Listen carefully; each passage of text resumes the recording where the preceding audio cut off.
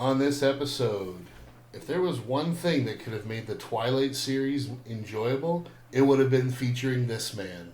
We watched Blade, and you're listening to Geeked Out. Popcorn in our hands, ready for the show. From the classics to the blockbusters, we're always in the know. Throwing references like confetti, we keep it real. Geeked Out Podcast, we make you feel. We're the critics you can trust. Hey everybody, welcome to another episode of Geeked Out. My name is Kyle. And I'm the sidekick of Blade. Forget about Whistler. I should be the sidekick of Blade, aka Butter Knife. Or Juan, if you want to go by my alter identity. No, you're supposed to keep that a secret if you're a superhero. Ah, shit. All right, cut that out. Yeah, I'll edit that out. Yeah.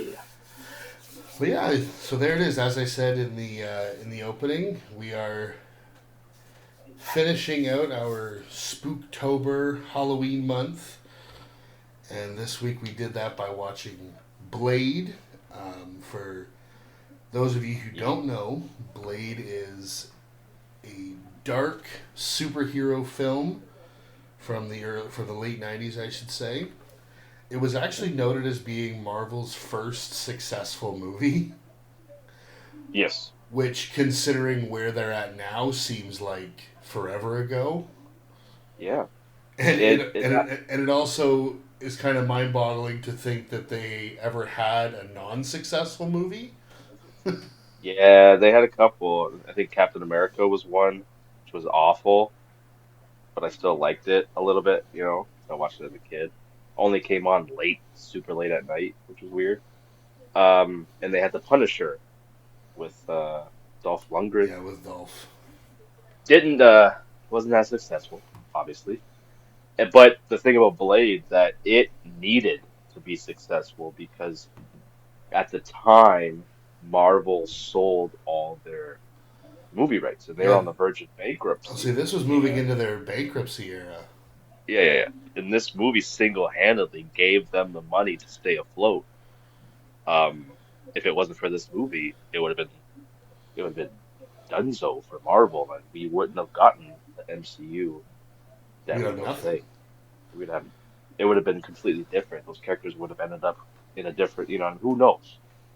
But we would not have gotten the MCU as it is today if it wasn't for Blade, which a lot of people don't even realize he was a Marvel character or even a comic book character. He just thought that he was just a vampire hunter. They didn't really, because there's no connections to the Marvel universe or references or anything. There is So now. absolutely now people know now, but then nobody knew. Not really, not unless you read the comics or were into Marvel at the time. Well, before we get into the the bones, the meat and potatoes of this movie, this was your suggestion. So obviously Hell yeah. you've seen this many times. Yes. Did you, before you saw this, or even since you've seen it, have you gone back and read the comics? Not like the new ones, but like the ones that would have come out before this movie in '98. Well, I know he started out in like the 60s or 70s, and then he had like almost like a reboot or a revamp in like the 90s, either I think the early 90s. Um, I started reading those. I didn't go back to like the original run, but I Okay. did. I picked up I don't know if I still have it, but Blade number one, quote unquote, of the reboot, and I read a couple of them. They're pretty good. Now, I've never read a Blade comic then or now. It's all right. How Are you? close to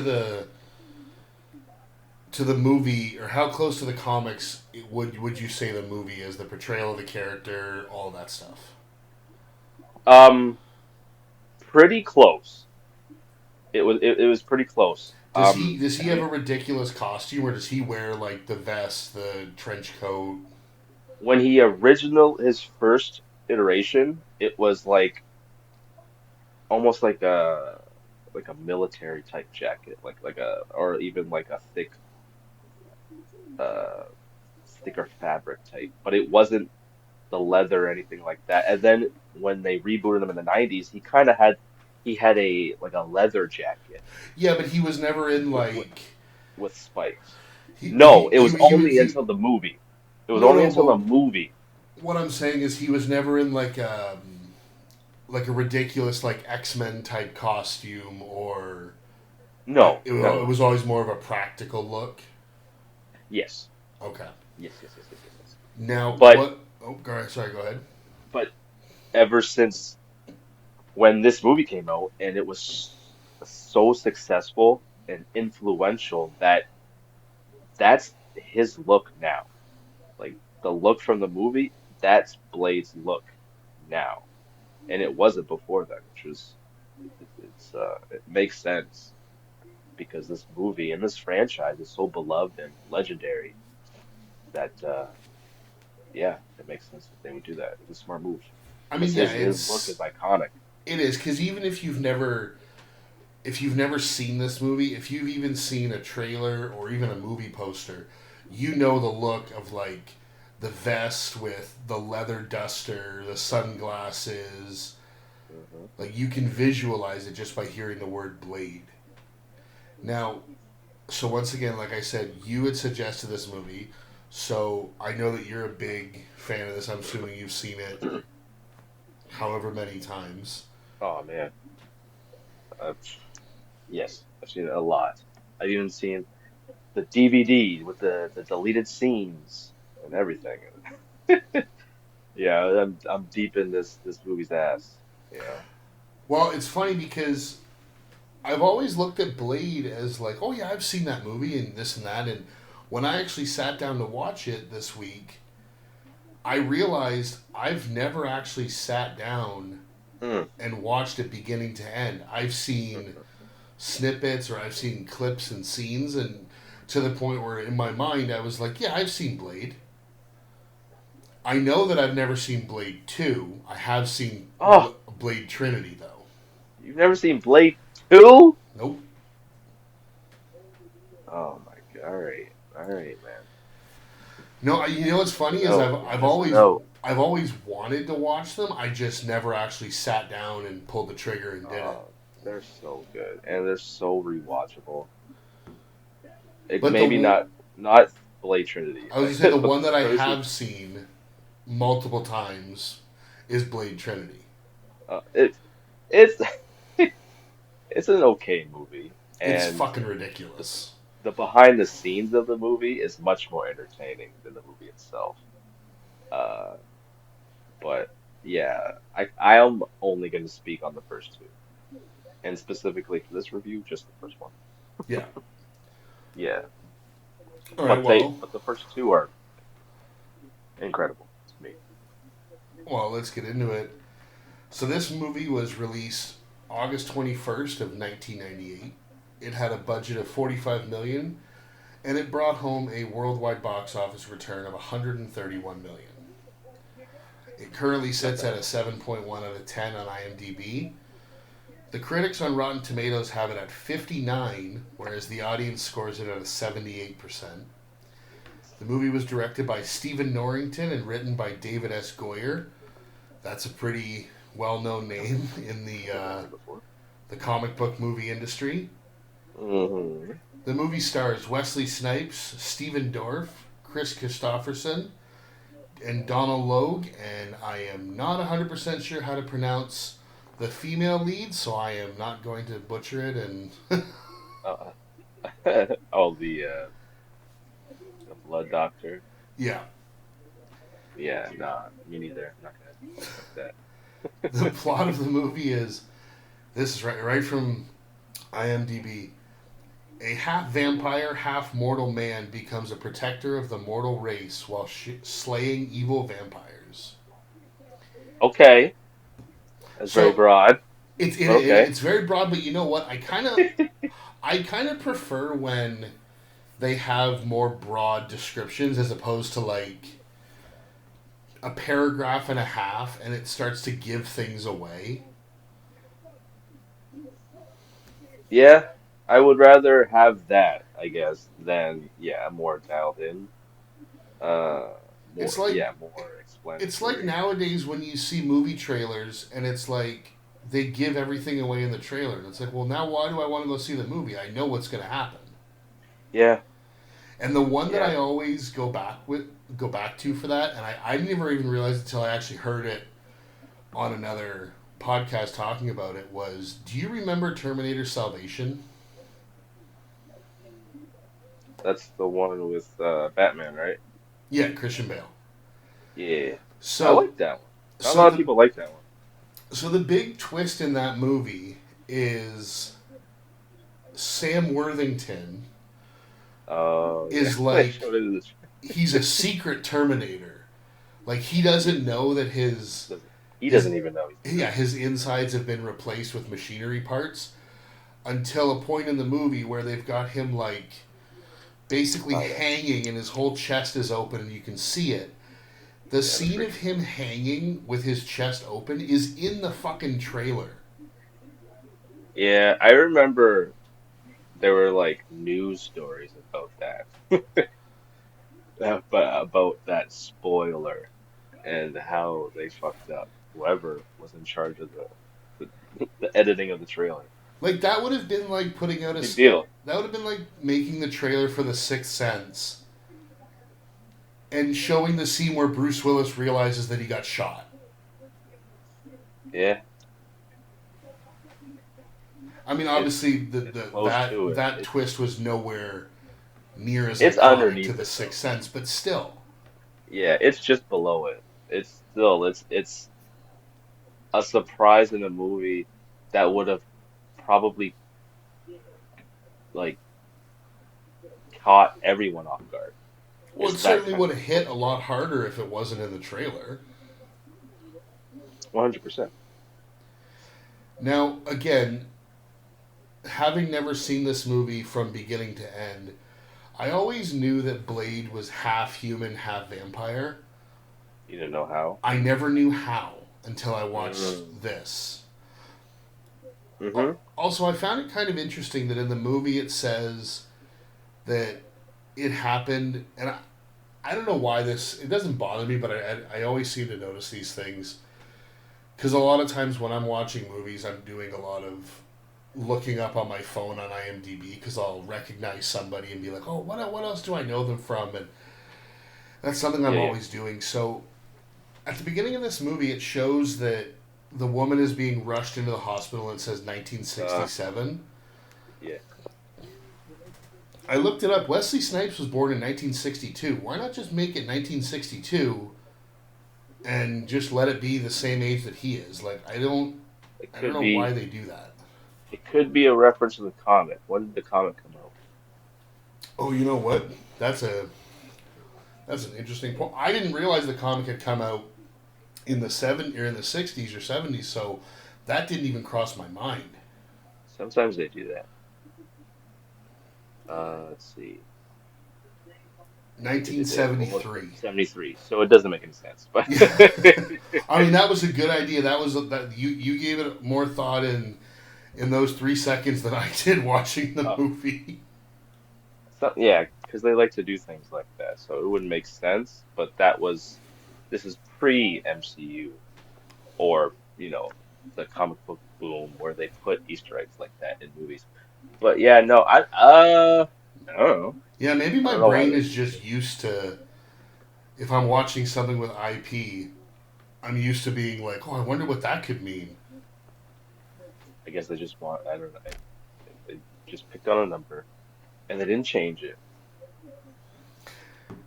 Yeah, 73 would have been weird, but yeah, it was just something that kind of stuck out at me. Now, Yeah. you're absolutely right with what you were saying with this being the first. Like, if it wasn't for this movie, this stuff wouldn't have existed. Oh, for sure.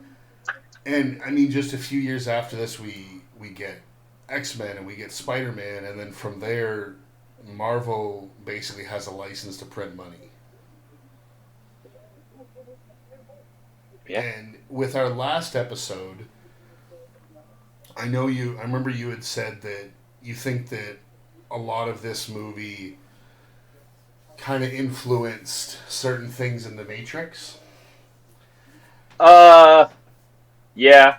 Now, I had that kind of in the back of my head as I was watching the whole movie. And aside from the leather duster, I was like, I don't know what that could be until I got to the end. Like, the final confrontation. And then there was, like, a bunch of different things jumping out at me. And I was like, oh, that, and that, and that.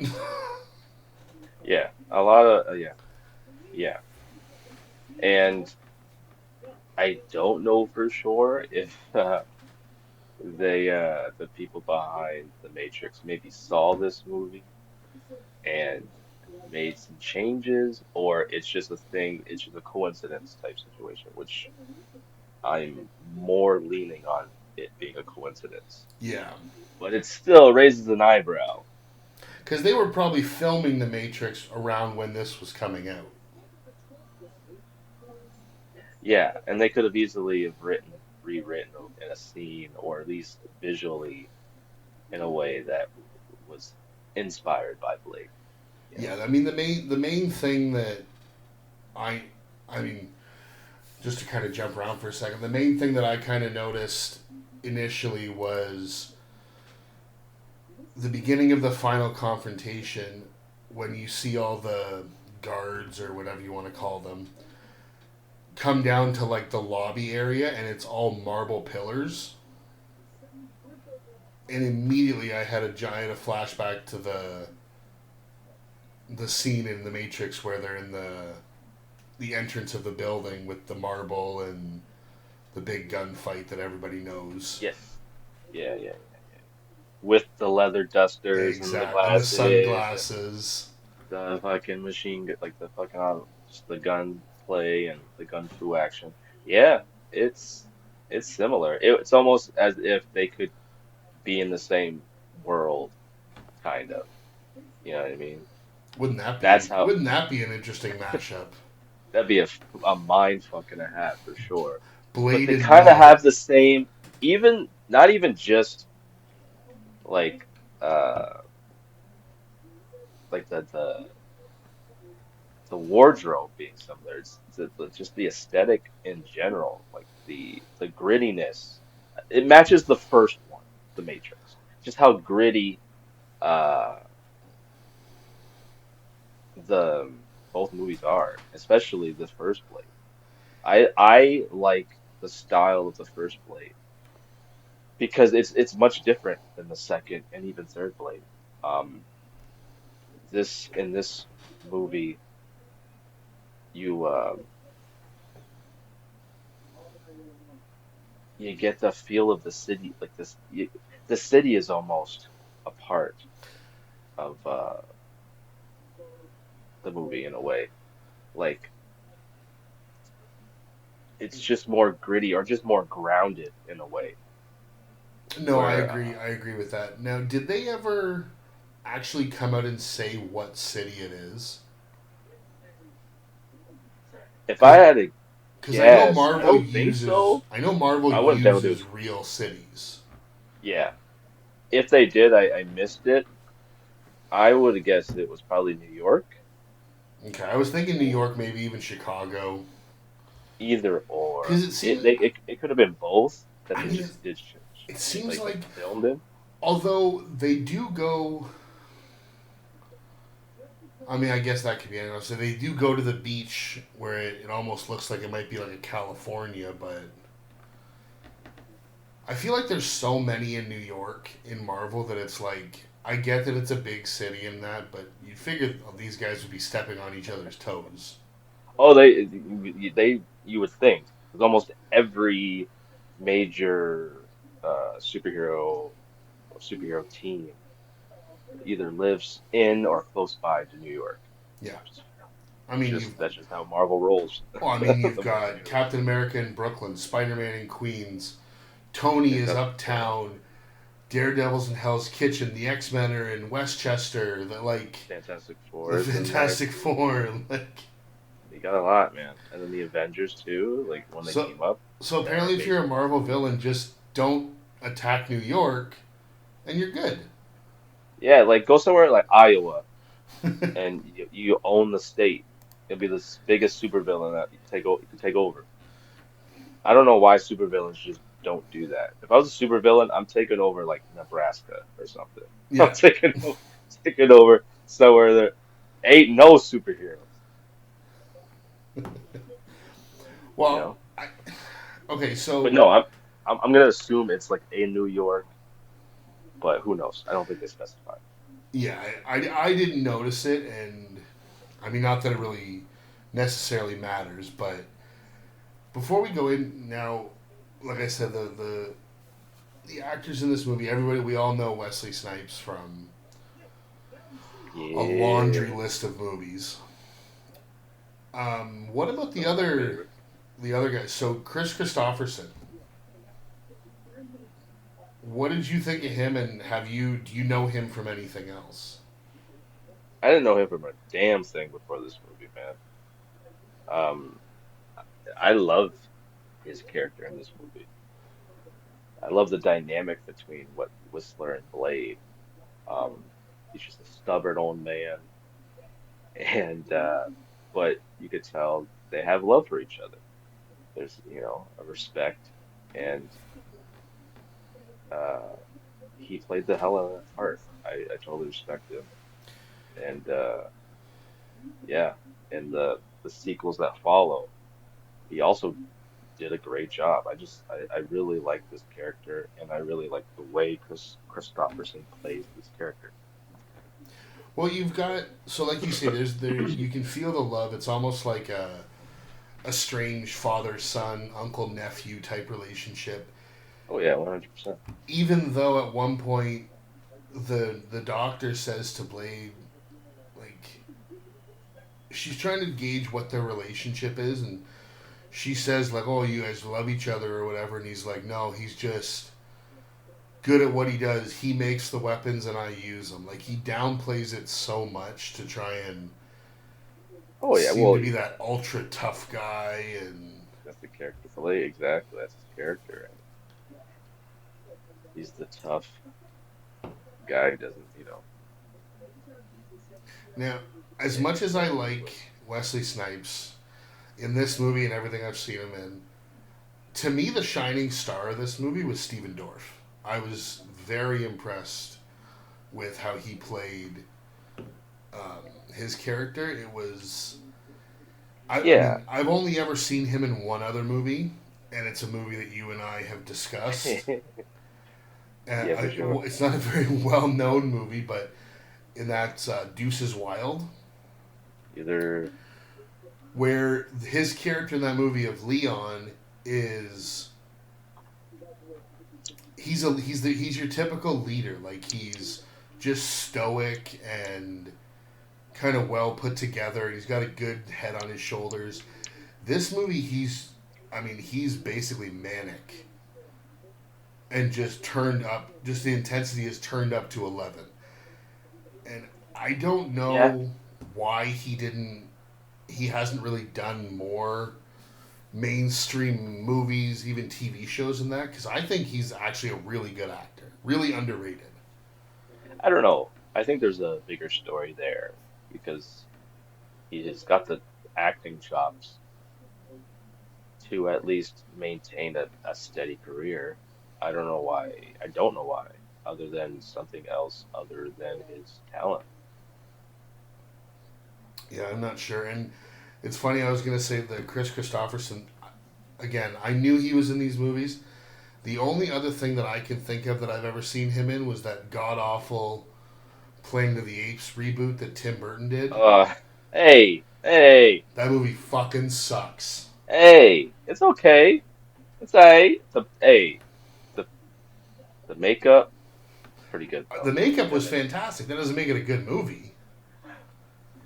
I I just like Tim Roth crashing out as a goddamn chimpanzee ape going cra I just like some of the is in the movie. The best part of that movie, hands down, is Michael Clark Duncan. And Tim Roth as the villain, man. He's fucking unhinged in that movie. It is He, Tim Roth, right? Michael yeah, Clark. Tim Roth plays the Uh, main ape villain. he knocks it out of the park. He is goddamn insane in that movie, man. The only thing that I will give credit to that movie for is if that movie never gets made in '01, I think is when it came out, I don't think we get Rise, Dawn, all Oh those. yeah. So I will give that movie credit for bringing it kind of back into the main lexicon of people's views And I because gotta give it credit for make having the balls to make an ape Abraham Lincoln oh, I thought you were gonna say have the balls to make Mark Wahlberg want a fucking ape. and an astronaut. Oh God. Any if Mark Wahlberg is in a movie and he is anything other than like a gangster or like an everyman, if he's anything above that, that movie's terrible. I mean, don't get That me movie's wrong. I like Mark Wahlberg just because I find him amusing on screen. I don't think he's a fantastic actor. he can play certain roles really good, but other than that, he can't really act outside of that. And as long as he stays in that wheelhouse, we will like him in those things. But if you get out of it, you can't act his way out of that. Yeah. No. So back to this movie. Like I said, the movie, you find out how Blade kind of came to be. You find out that it opens with his mother being wheeled into the hospital. She's clearly like 8, 9 months pregnant, and she's been bitten, which is why he's so unique and half man, half vampire. Yeah. And then the scene following that, the vampire nightclub, that was Oh, number one. Obviously when you're watching it, you know because of the movie you're watching, the guy is with this woman, and it's obvious that she's a vampire and she's like luring him. I expected she was just gonna like lure him into a room with 3 or 4 other vampires and they would attack him. When they walked into this nightclub, I was like, well, there's like 300 people in here, and I'm assuming they're all fucking vampires. yeah. I mean, they could have done that approach that you said in any other vampire movie, but in this one, especially being in the late 90s, they wanted to do something different and include some of the best electronic dance music I hate of EDM. all time. For sure, this movie definitely will hook you and you will become a fan. If not of all EDM, specifically those songs in the movie, you will definitely be a fan of because they're tied to just a legendary scene, which is the opening of this movie.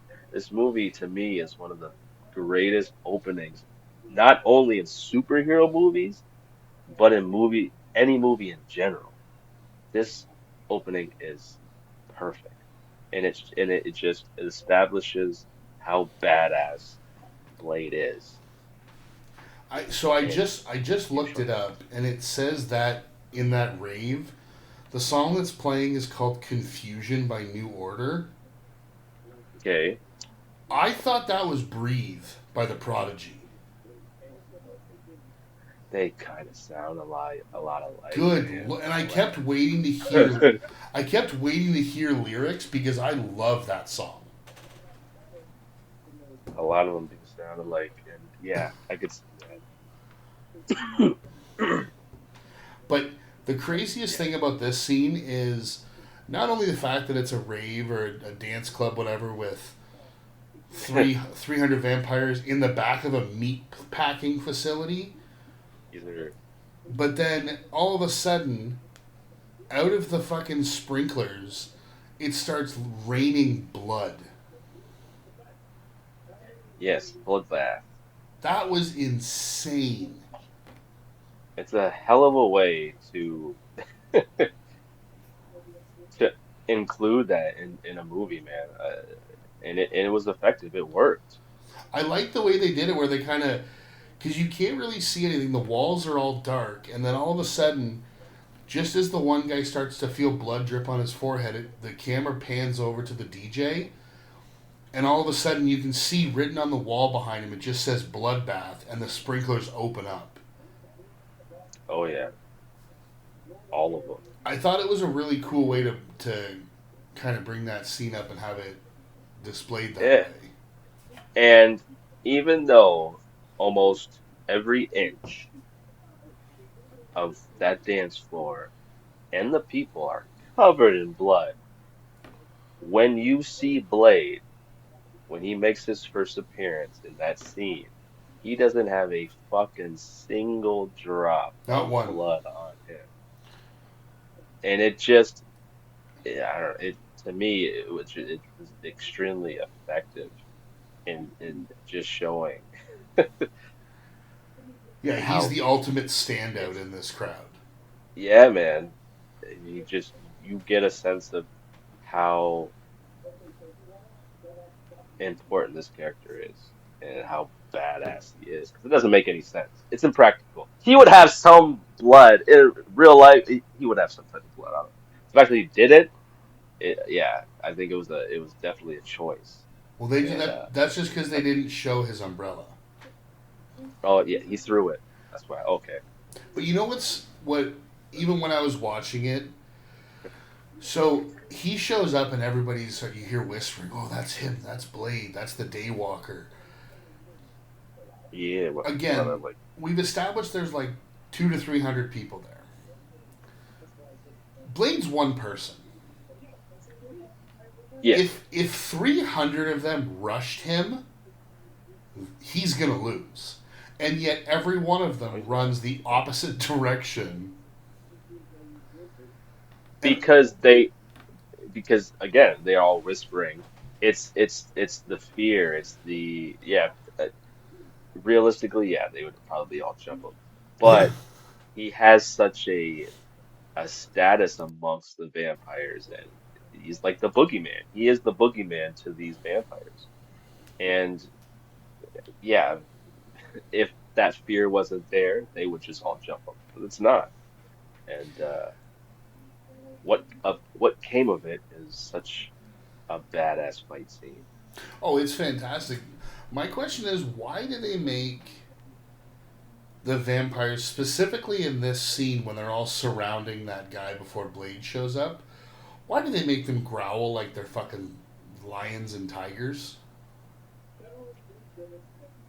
I guess that's just a feral vampire that's about to defend It themselves, was and it was very strange because I've seen feral other beast. vampire movies where they just kind of hiss, Mhm. but then this one it sounded like ADR sound effects of like a lion or a tiger. Like A couple of them, yeah, yeah. I, also, I, what is he yeah. shooting out of this gun? Because later they say that they have silver hollow point bullets filled with garlic. I don't think that's going to make them burst into flames. What the hell is in this gun that's killing these things instantly? It's what you said. It's the silver Is and that all what's that. making them burst into like dust and flames? Yeah, yeah, Okay. yeah. Any interaction with if they're penetrated by any of their weaknesses, like that's how they die. They turn into ash. As long as it hits their heart or their head. Yeah, Okay. I guess. I mean, it's cool when he's got the gun, but I mean, let's be honest. He's the most badass when he's got that katana out. Yeah, I mean a gun is a gun, and yeah, it's not as satisfying as when he's using the katana. I agree. More civilized weapon from a more civilized time. Or that like boomerang knife thing that he used to cut down a Yeah, bunch of people and he caught it and smiled and shit. Oh that thing man. was wild. But I do. Yeah. One of the things that I did notice, I like the fact, and it's just a small little costume thing. I really like the fact that in the back of his leather jacket, there's like a little slit that lines up with the scabbard for his sword. Yeah. I don't know if you noticed that, but the sword goes right through the jacket into the scabbard. I thought that was a really cool little touch that they added. Yeah, it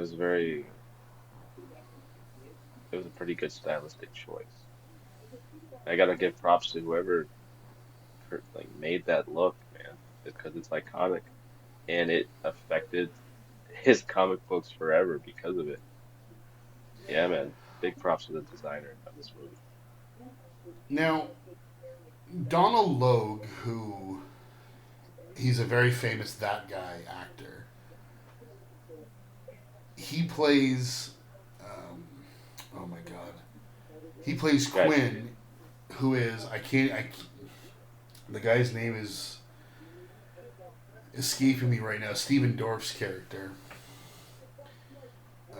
Deacon Uh, Frost.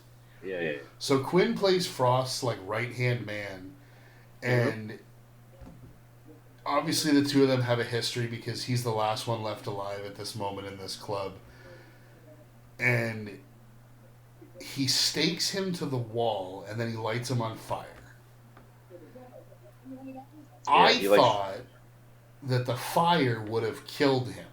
Now that's just obvious. That could just be my naivete or whatever it was, but I was very surprised when he's laying on the table in the morgue and just wakes up. Yeah, man. It's part of the horror element of this movie, and there's a few of them sprinkled in, and it's utilized in this scene. It was very effective. Because yeah, man, it's you see a burnt vampire guy attacking people. You're not expecting that at all, and No, and I just will the say way that it's. they got pretty visceral with some of the bites. Yeah, when they wanted to kill somebody with their bites, they definitely showed you that these people are being killed by these bites. And um, yeah, man, it's very bloody. And also there it is. No, no offense to Mr. Ryan Reynolds, we love him, especially being Canadian. This was the first rated R comic book movie, not Deadpool.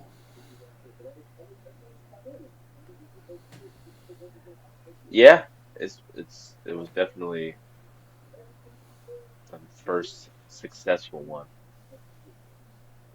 and it doesn't get enough credit, unfortunately, for whatever reason. But hopefully now that more eyes are on the character, that he starts to get his props. Now the one thing that I like, one of the negative things I actually have about this Huh? movie is What? you see Frost go to this council Oh yeah. that Council of Supervillains? they don't really set it up. I mean, No, they they don't. basically just say that everyone there is quote unquote pure blood and he's just nothing because he was turned. So does that mean that isn't the whole thing with vampires is they're undead? So if they're undead, how are they fucking and impregnating one another to give birth to vampires? I think that just the rules are just different for each rendition of a vampire of a different movie. Then you And got to in explain that. Because if you're, cause, Ah. well, just because if you're going into this and you already have a preconceived notion of what a vampire is and what the rules are that they can and can't do, because like they go into the fact that crosses don't do anything, or some of the other things that you might have seen in movies don't do anything to vampires. Like they at least talk about that, but when it But some comes to do. this, they don't bother even mentioning it. No, and I agree.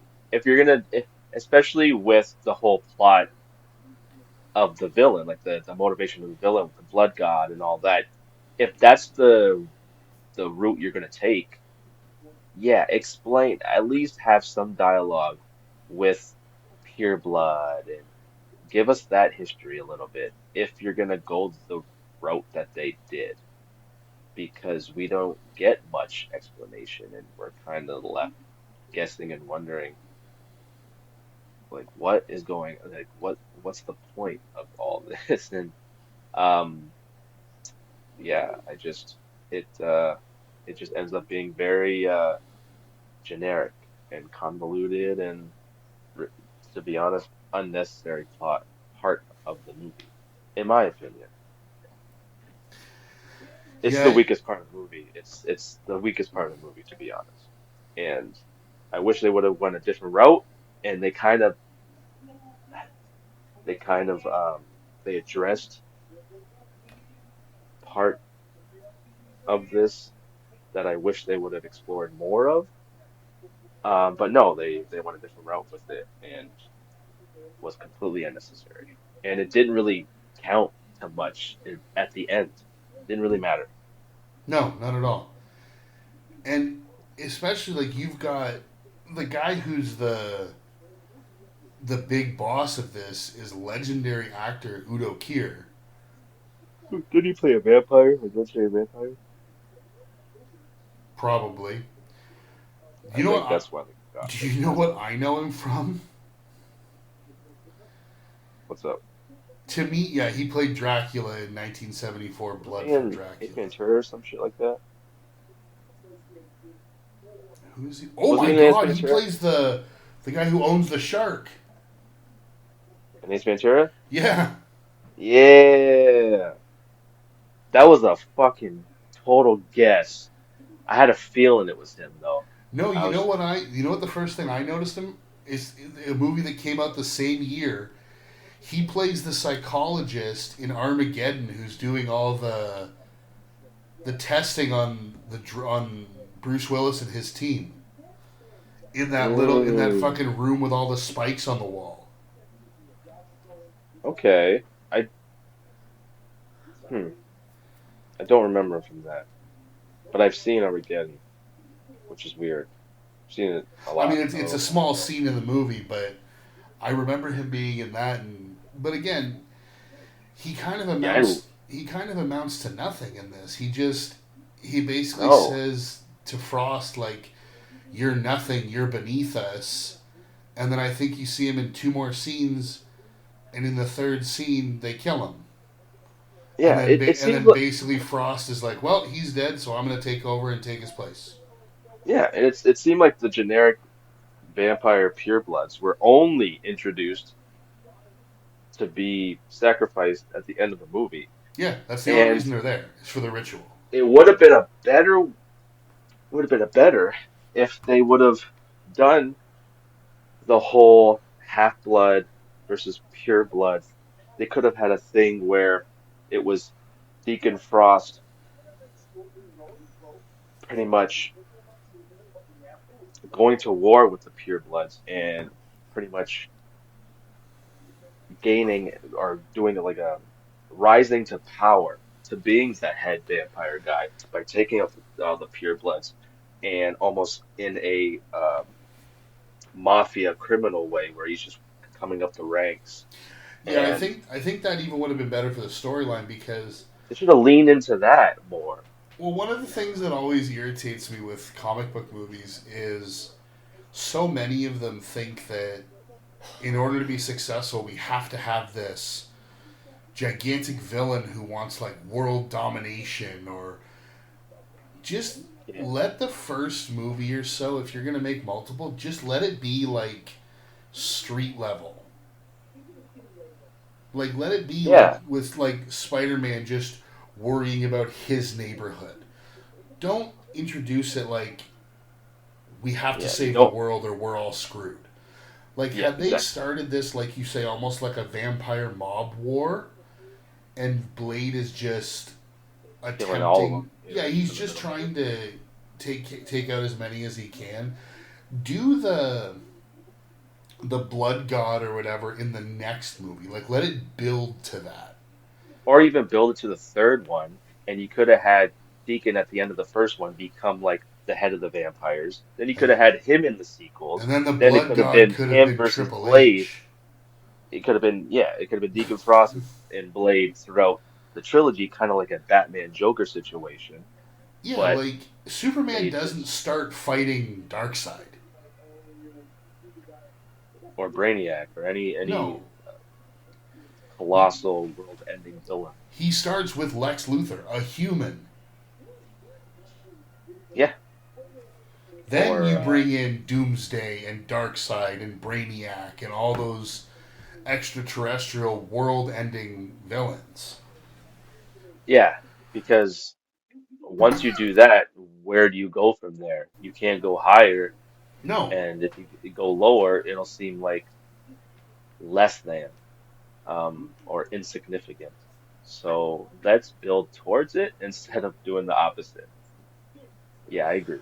They should have definitely approached the villain's motivation and just made it more of like, yeah, like a rise to power mafia situation, kind of like Godfather or something. It would have been much more enjoyable, and it wouldn't have really taken away much of what happened in the movie. You yeah, could you have would have made that change, and it would have done not. It would have changed nothing no, of and you how would the have movie had normal structured. stakes. Yeah, and you Now, could have. one random question. So in the movie, and I forget what precedes this, What? but I think it's when he sees the doctor on the ground after she's been bitten, and he starts having flashbacks of literally the day he was born. That's just his mom's face.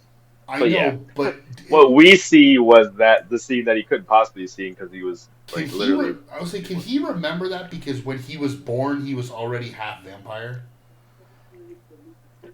Maybe. Because to remember the first minute you came out of your mother's Oh, womb, like well, he had maybe that's what we're seeing, and he's seeing like I don't think he recognized her from that moment, but he does have her birth certificate or photo ID, so he yeah, knows but what this she's the like. the picture that comes across the screen is her holding her neck in a hospital Yeah, gown. I know. Yeah, yeah. So yeah, it's definitely implying that he somehow has a memory of that, and I guess that's what we're supposed to believe because they don't really explain much of that. I guess there's a couple moments in this movie where he just has like a vampire sense or something, or like a flat like something that just Yeah. triggers something that's not really explained. Well, another thing I enjoyed about this movie is that they bring up the concept of vampire familiars, which has been used in other iterations of vampires, and basically they're people that I guess worship would be the wrong word. They're like fanboys. Yeah, and they're fanboys to the point where they want to be vampires, so it's like they're willing to do their bidding in hopes of if they're If they're loyal. yeah, if their service is good and if they're loyal that the person who's in charge will one day turn them. Yeah. Now, the people with the tattoos on the backs of their necks, were they all familiars? Yes. Okay, that's That's what I thought. what established. Because I was gonna say later in the movie, there's a guy who gets shot and killed with a shotgun, but he doesn't burst into flames, but he's clearly dead. And then when Blade finds him, he has the tattoo on his neck. So I was like, okay, that Yeah. can't be a vampire tattoo because he would have burst into flames. And something I noticed by the dialogue of the movie and rewatching this, like uh, as I'm a little bit, at least through a critical eye, because when the burnt vampire goes crazy, and Blade rescues him, and Yep. when the cops come, they don't ask no questions really, except for stop, and then they start shooting Blade immediately, like they're trying to kill him. I think, well, I think But Whistler says in the movie like the They the own the vampires cops. own the cops. So I'm assuming all those cops knew that Blade was Blade and they were actively trying to kill him because they weren't pressed or surprised that this guy jumped across the building with ease. They just kept shooting at him. Well, So I kind of tracked that from the beginning when when the cops show up at the nightclub. Not a single one of them looks surprised. None of them are like fan out and yeah, find who did this. They all just kind of walk in calmly, and the guy's burning, and the one cop just goes, "Put him out." yeah. I didn't really make that connection or was paying attention to notice that either. But yeah, that would make sense too. Um, But it's just something I definitely it just dawned on me. I was like, because like why are they? Because especially when he jumps off the building onto the other building, and then this guy comes out of nowhere with like this automatic fucking shotgun rifle and just started letting it go. I oh was yeah, like, they're actively trying to kill this Blade, 100%. as if they knew he was like he was the target. Now, another negative thing that I have about, and it's not just this movie. I hate when any movie does this when they are tailing the cop who's the familiar. Oh, that weird the edit. the fast pace, like the speed up. I cannot stand that in movies. To me, it worked with the time passage of the city. I like that because it adds to the aesthetics of the movie.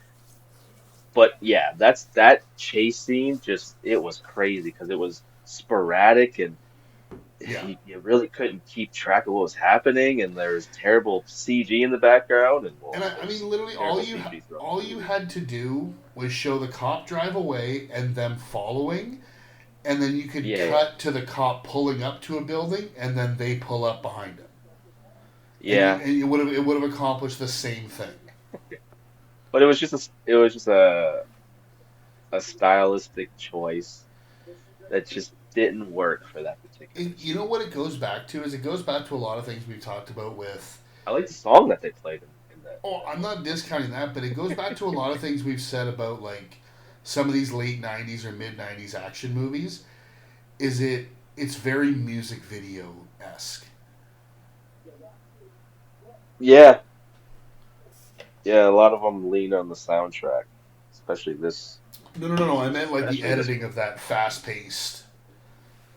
It's very Oh, reminiscent I of see what what you you're would saying. see in like if a music video is trying to play out some kind of a Oh, I see what you're story. saying. Yeah. With quick edits. Yeah. Yeah, it was a little jarring, and yeah, One thing one thing I was expecting in this movie, especially because it's a comic book and it's Wesley Snipes, who, as much as I love him, can be super handy at times. I was expecting more like quotable or like one liners that he would say, and I really only came across one in the whole movie. oh And yeah, it was right around this point when he just says to the doctor, the girl who's with him, and he just says, "There are worse things out tonight than vampires." And she says, "Like what?" And he just goes, "Like me." And it's the way he delivers it. It was like, yeah, that's a sweet, badass one-liner. I want more of those. yeah. I mean, they didn't really set up him to have a whole lot of one-liners. The character himself really didn't have a whole lot of dialogue. No, he Um, doesn't. so I guess that would definitely be a credit to it. But yeah, Also, more badass lines would have been awesome. also, you read the comics. You've seen this movie many times. What the fuck is Yeah, Pearl?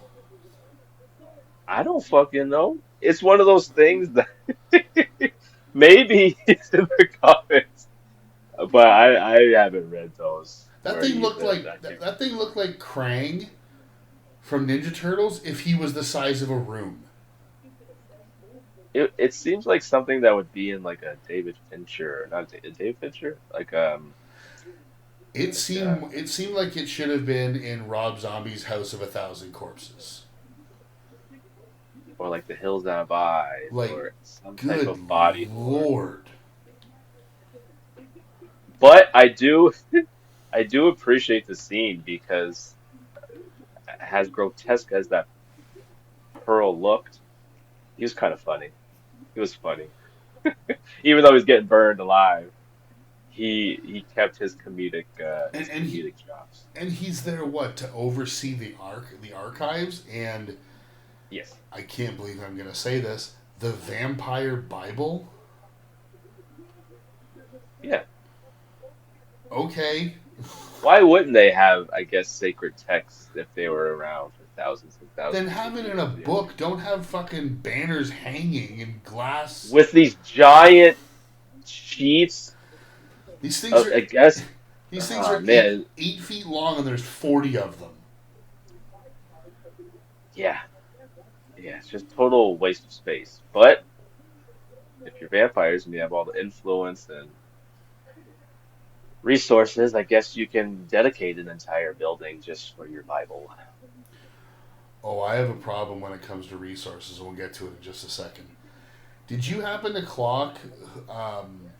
So aside from Donald Logue, there's another. He's another one of the cronies. He's in the. You see him in the party scene at Frost's apartment, and you also see him in this scene when they show up at the archives and they're attacking Blade. Yeah. Did you happen to see there's a little cameo from someone who would become famous a couple years later? Who? Matt Schultz, the guy who played Vince in Fast and Furious.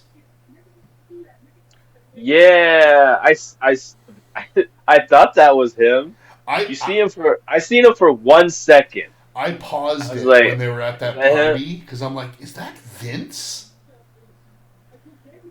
Yeah, No, yeah, I had a feeling that was him, but I didn't like pause it and look back or anything, like, rewound it. I just said, oh, that's probably him, and I just moved on. so this movie came out in '98, so say it was filmed in '97.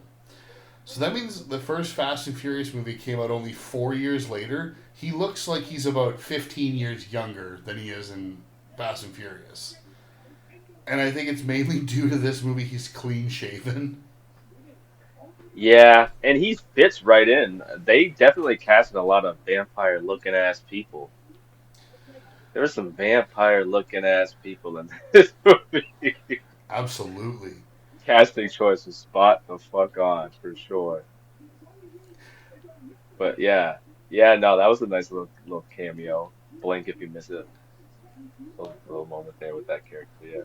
Also, it's a damn good thing that Blade has super strength because during this escape, he grabs onto the back of a subway train as Yes. it's Going full moving speed. past him. Yeah. I mean, if I seen Tom Cruise do some shit like that in Mission Impossible, I'd be like, oh, okay, that's like, come on. But yeah, Yeah, but that can only be Ethan explained. Hunt might as well be a comic book character. Yeah, and if he did that in the Mission Impossible movie, I don't think anybody actually questioned it, to be honest. If I'm being 100% honest. Yeah, I So guess that's yeah, true. luckily Blade has super strength and healing factor because And all he does is dislocate his shoulder. yeah, that's all. But I mean, at least he was affected by that last minute insane move. Now, you said that these Frost and his evil vampires have resources.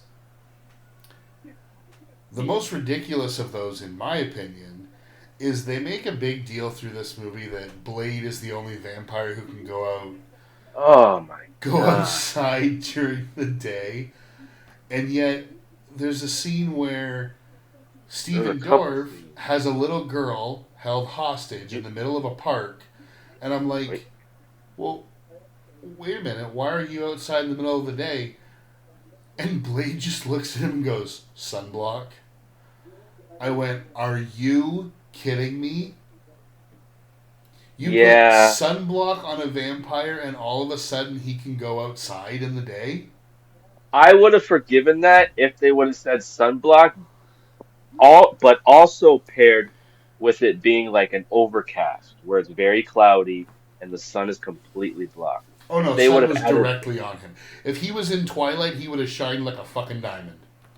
yeah, yeah, yeah. Especially when they established a scene earlier when he was outside, that when the sun actually came out, he had a full-on suit with a motorcycle helmet on. Yeah, that's when they kill Udo Kier and he somehow explodes. In the most disgusting. This, this So, movie, sometimes I they go a little over the top. I love it for it. It adds to the charm of this movie. I'm a fan of this over the top killing blood. Like RoboCop's one of my favorite movies. They go over the top with the killings in that movie.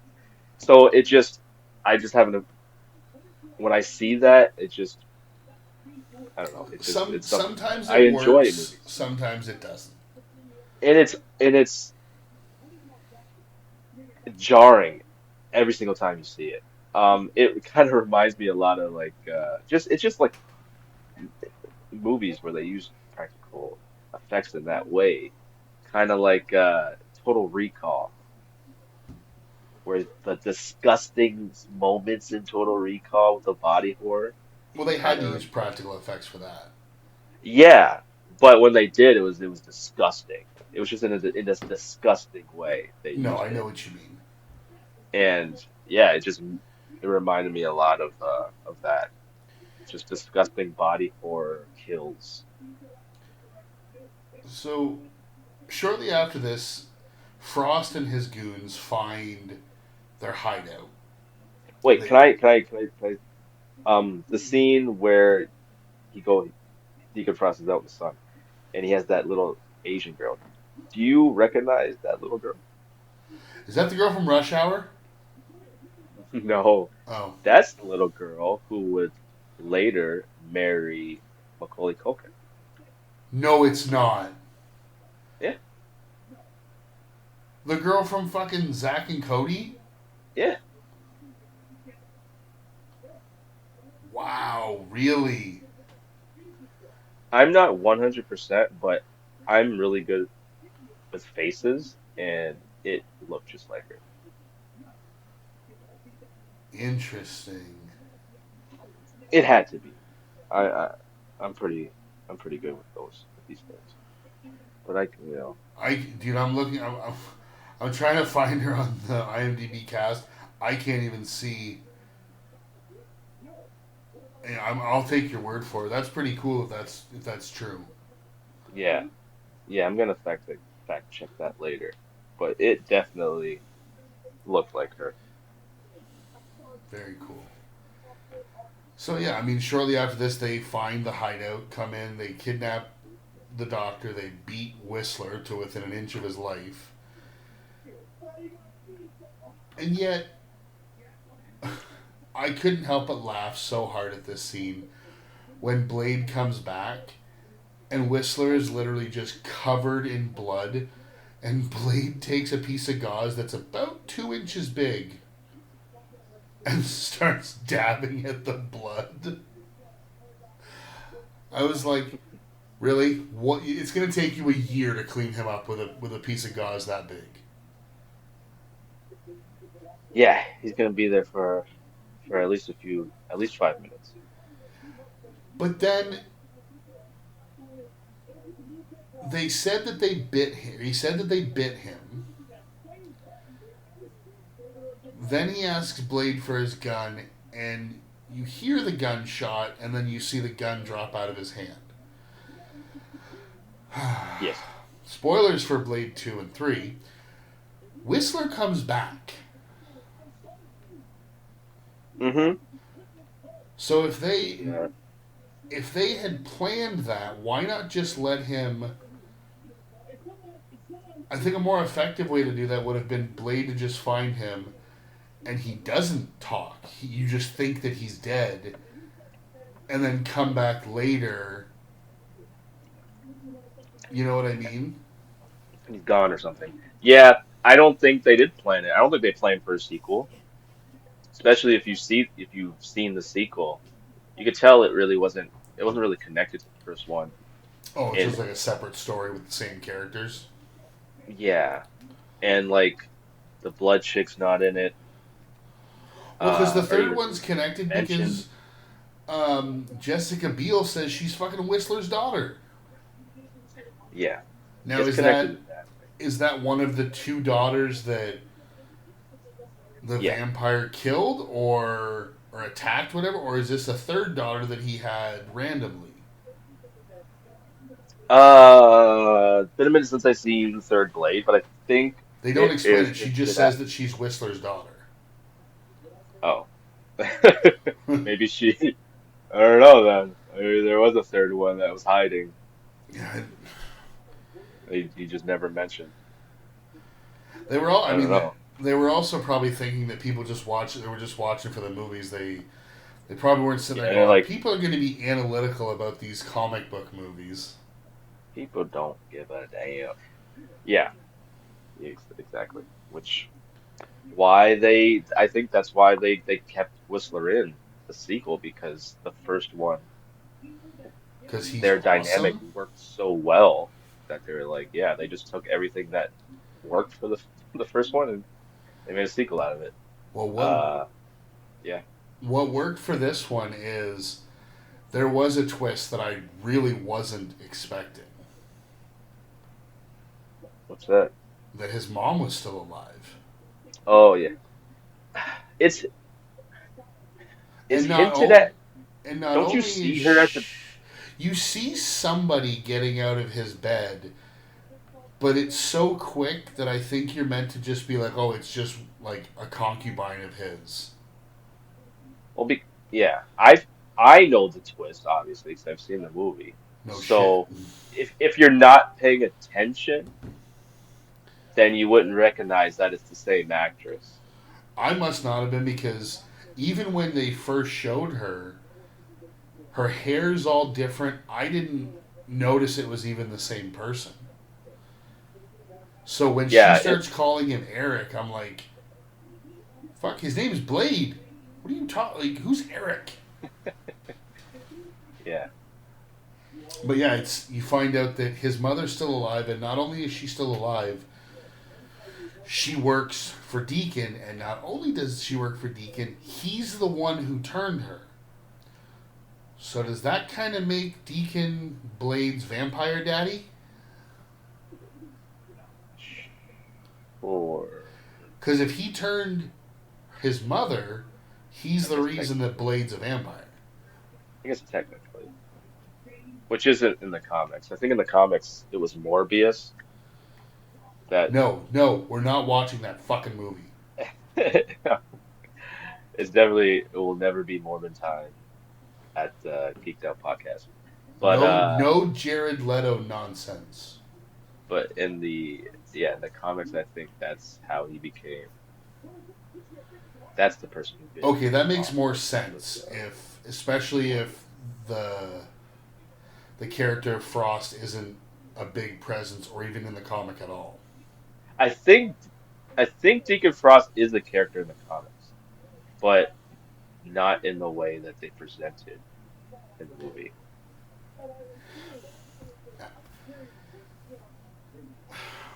One of the things that I had, like,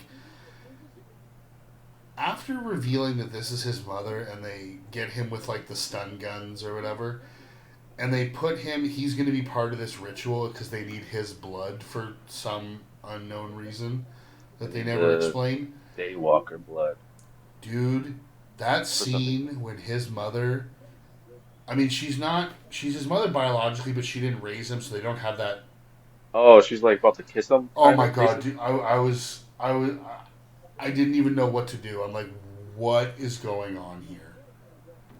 And I was like, yeah, man, she definitely needs to be released from her vampire curse I was, She's going I was about to start yelling at the TV. Destro on. I was about to start yelling at the TV and being like, Marvel is not ready for incest storylines. No. No. This is not Game of Thrones. No. But I guess with vampires, it's okay. I have no idea. I have no idea. Well, dude, when the But doctor, it was awkward. It was definitely awkward dude, with when seeing her. I have it here, Karen is the doctor's name. When she gets him out and she tells him that she wants him to use some of her blood because he doesn't have his serum. Yeah. Dude, that scene was as close to a sex scene without having sex as you could possibly get. And like, Both yeah. of them. and a kind of a scene where like it could have definitely gone a different way because she was telling him to stop at one point. But the funniest thing is, she could basically, if she wanted to, she could basically be his new serum and just let him do that every day because apparently she found a cure for vampirism. She's like, oh, it's just gene therapy. I'm like, so now all of a sudden you're cured? Like, snap of a finger? Snap of your fingers? Yeah, because she's a doctor, a blood doctor, so she would automatically be the world's leading expert in those practices, right? She would just I be guess. cure. Apparently, if Find you're a a cure vampire, you is just have to find a cure blood that, doctor. right? A cure that no other doctor or anybody else even attempted. Okay, all right. Okay. Now, this ritual, really Oh, strange, and and some fucking really bad CGI. overcomplicated. And what the fuck is going on? Like, why do these people gotta have blood on their forehead? And then they And get struck by lightning, and and then then they get these flying pterodactyl skeletons come out of them with some awful CGI. these fucking bat skeleton things come out of the original vampire pureblood skeletons. They come out of a skeleton. And then they start flying all around Deacon Frost, flying through him. These skeletons are flying somehow, flying through Deacon Frost Well, this is because so it's he can terrible. become the Because it's blood, terrible CGI. That's why. become But like what? possessed by the blood god. So he can rule over humans. I guess, but the whole thing is they kept building this blood god up through this whole movie, and when it presented itself that he was going to be like possessed with it, and then they had him kind of in the shadows, I was like, oh, there's going to be some really cool like uh, facial, like he's going to look different, he's going to have horns, Yeah. he's going to nope, he just has black eyes Well, and a one little of bit the of deleted, red. yeah, one of the deleted scenes, they did shoot this movie where he did have a transformation, but I think it was because it was so bad looking, I think, that they didn't go that way. I mean, There's some, it definitely there's could have a gone reason why real they bad. didn't. But there is a deleted scene where he transforms into like a creature. See, that would have been kind of cool, and maybe it would have made the fight between them a little better because, I mean, the fight I found was so anticlimactic. Because by the time he turns, I think I looked at the clock on the movie, and I think there's only like 10 minutes left. Yeah. And Well, it's basically a real quick sword fight, and then he injects him with this EDTA, I think it was, that the doctor said causes vampire blood to basically like rapidly expand and explode. yeah. And he injects him with like 8 vials of this thing. And again, you get the over the top blood and gore. exactly. More people would definitely complain about the fight between him and Deacon Frost if it wasn't for the fight that he had with all of his goons just prior to that lackluster I mean, final the quote sword unquote. fighting was badass. Yeah, Other but than that, once, I was like, we're kind of missing something here. yeah, but that's because Blade just got through kicking like 20 guys' asses like 2 minutes before that. So it was like He was they a little kind of winded, took it, yeah, and it took away from having another badass fight. back to back. Yeah. Yeah, they should have used that time him fighting goons and just had a more epic fight with the villain, I mean, they you could have know? even done something where it's like almost like the goons are on the outside of the circle, and every once in a while Yeah. he gets like kicked towards them and has to fight them to get back to Deacon. Yeah. And now that I think of it, the sequel does almost the exact same thing, But but better. the villain, yeah, yes, because the villain is, well, the actor has like martial arts background. So it made for a way better fight scene between the bad guy and Blade. But prior to that, he also had a scene where he was whooping 50 dudes at once in an epic scene, similar to this movie. So yeah, they could have totally have done a better job with that. Now, the one thing I will say is before he kills Deacon, he again anticlimactically kills Quinn by just cutting his head off in about five Oh yeah, seconds, or but about half a second. What I expected to happen, because he says to him that he's wearing his sunglasses, and he's like, "Oh, thanks for the shades." I thought we were gonna go to the point of like cringe is the wrong word, but just like absolute ridiculousness. When those glasses flew in the air and he caught them, I thought they were Mhm. just gonna land right on his face. Like they're flying through the air, and I literally was like, if they land on his face, this movie's a 1 out of 10. No, this isn't. No, no. I would have rolled my goddamn eyes if I saw that. No, I found it effective, even though he No, I like killed that he the caught one of them. the characters. I much preferred that he Yes, caught them. yes, yes, yes, yes, yes, yes, yes. Yes, yes. And I like the fact that he killed the one guy in 1 second, the guy that was in the whole, like pretty much the entirety of the movie, Yeah. just for him to take the glasses that were his. Uh, because that what follows that is him whooping everyone else's ass. See, Um, that could have been another spot that they could have had like a one-liner similar to like Keanu in Speed, like the "I'm taller."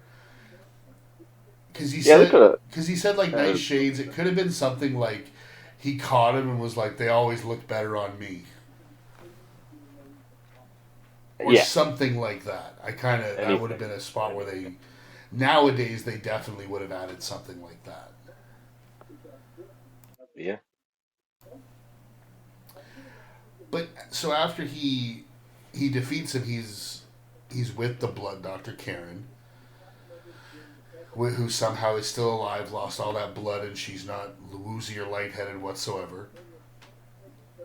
And they're talking about the cure, and he says to her that he doesn't want it because she says to him earlier in the movie, "If I give you this cure, you're going to lose your strength, you're going to lose your regenerative abilities, you're just going to be basically human and much more vulnerable when you go out and hunt these things." So he says to her, "Forget the cure, just make me a better serum." And basically, that's the last you see of them because he's obviously going to continue this crusade of fighting vampires. But what I couldn't figure out is why the next scene, instead of him just fighting a vampire in his city, whatever, he's now in Moscow, Russia.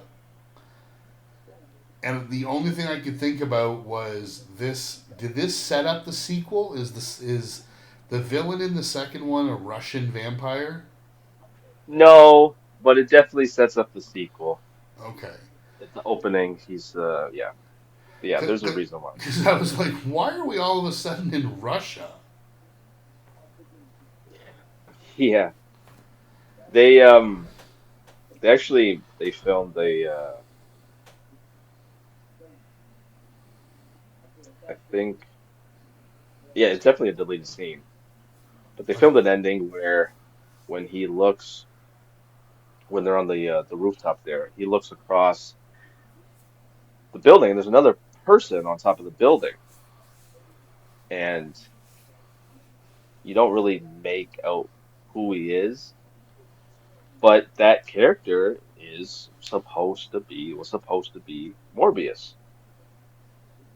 not Jared Leto, but the character Morbius. And I think that was gonna set up a sequel or something, I guess. Okay, I mean that would have made a little bit more sense, but But they didn't. It was just a deleted scene. They didn't go with it. But yeah, yeah. There's a reason why they go to Moscow. I wish they would have had like a line of dialogue to let you know why. explain it. But you find out in the opening of the second one, so it's not like total waste of of an end scene of it being in the first one. Okay, well, I mean that kind of makes me a little happier because I was like, this is just completely out of nowhere. But so that's Blade. I mean, that brings us to the end of the movie, and if there's nothing else that you wanted to particularly cover, we can probably move into final thoughts. See. No, I'm good. I did all my notes. All right. Well, this was your suggestion, so I will give you the floor for as we begin to discuss our final thoughts. Yeah, this movie is definitely for me top, if not top 10, probably top 20 of my favorite movies of all time. Ever? Uh, I'd say at least maybe comic book movies. I'd have to really, Now we're presenting caveats.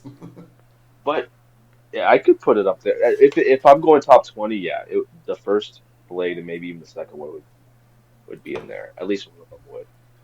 Uh, yeah, this movie to me is just great. It's incredible action. Wesley Snipes is a great lead. I couldn't think of anybody else that could have done this type of role in the way that he, and make it be as believable as it was. He could have put a better actor in there, but would they be able to do the martial arts believable? Probably not. So I think, yeah, Wesley Snipes was the perfect choice. Um, the supporting characters, though they were good actors, there were there wasn't much in character development for them to really sink your teeth in.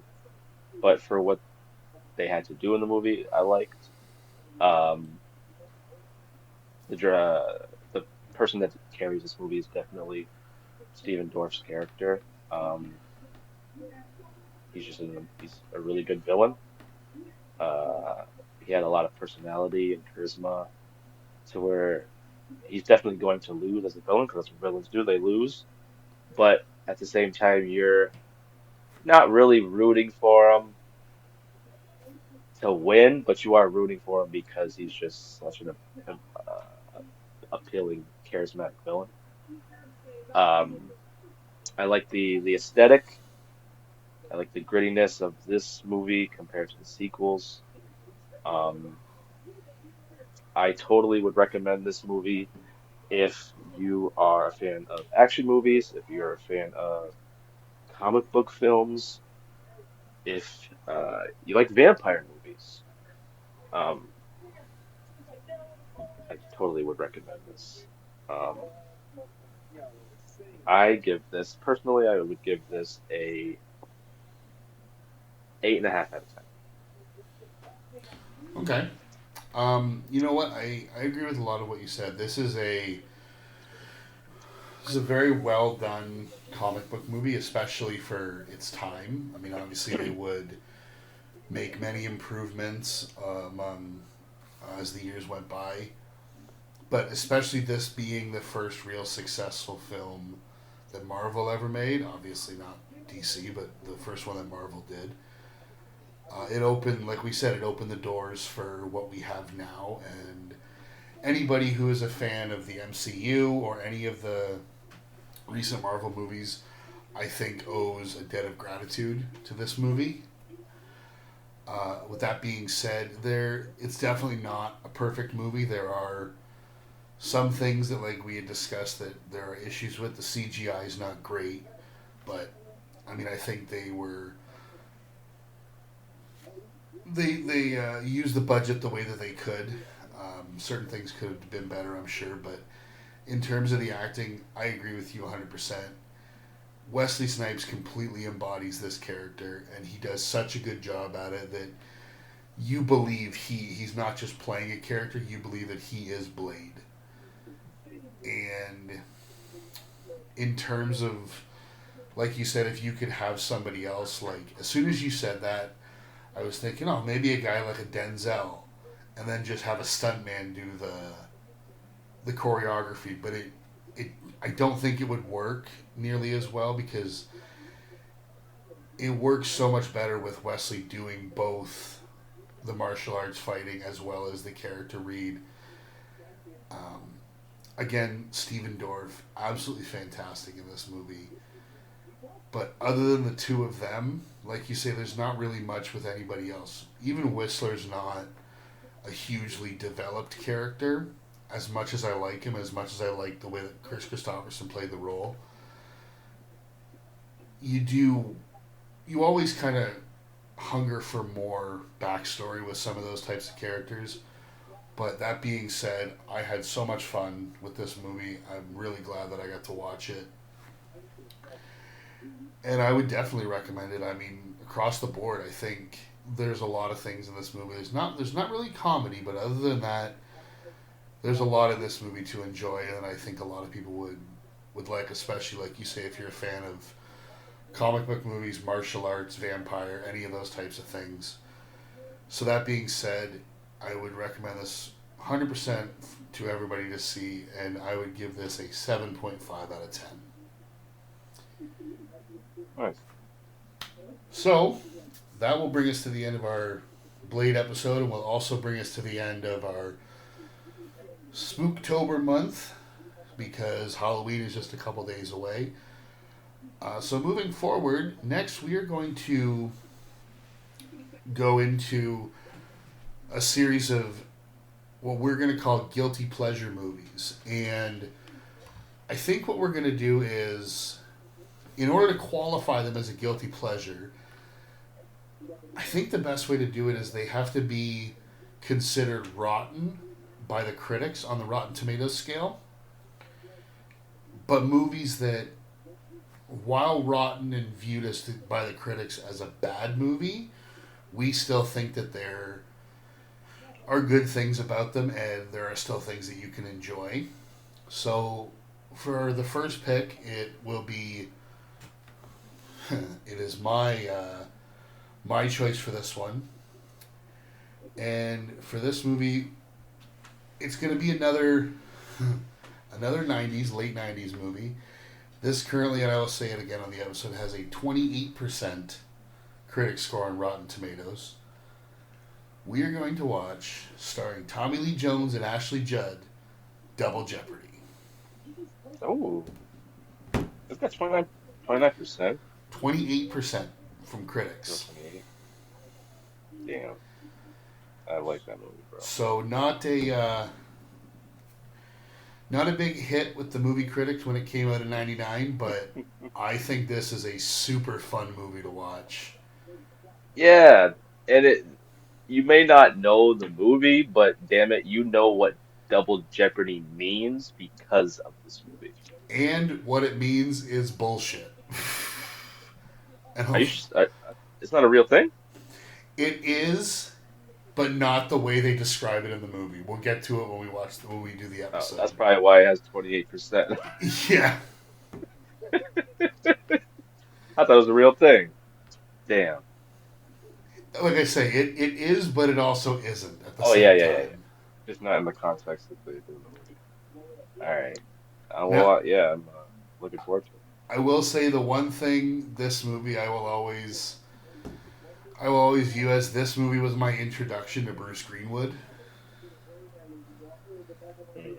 the man who many people have described as the American Sean Bean because he dies in almost every movie he's in. Mm, did he die in this one? Well, we'll have to watch and find out. So that's going to bring it. That's going to be it for this episode. Join us next time as we discuss the 1999 film Double Jeopardy.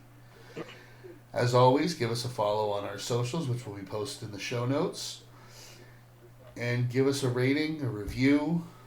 Let us know what you guys think. And until next time, thanks everybody for listening, and thanks for subscribing.